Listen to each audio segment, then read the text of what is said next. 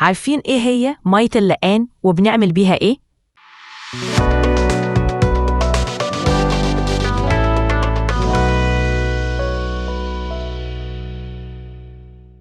كلمة لقان جت من الكلمة اليونانية لونير، واللي معناها حوض المية، عشان في صلاة اللقان يكون في وعاء كبير مليان مية، واللي بتكون أصلاً مية عادية جداً، ولكن بعد ما يصلي عليها أبونا صلاة اللقان بعدها بتتقدس المية.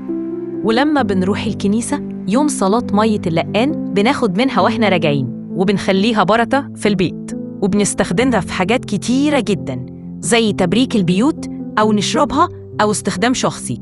وصلاة اللقان بتتصلى 3 مرات في السنة، الأولى في عيد الغطاس، والتانية يوم خميس العهد، والتالتة بتكون في عيد الرسل. ومية اللقان مسموح إننا نلمسها ونتعامل معاها عادي، وبناخد بركة منها.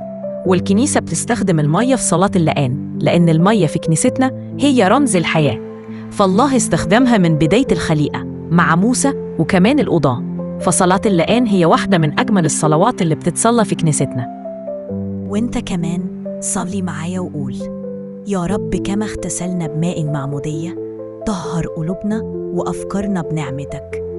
خلي مية اللقان تكون لينا بركة وقداسة، ولتكن حياتنا نقية قدامك كل الأيام. آمين.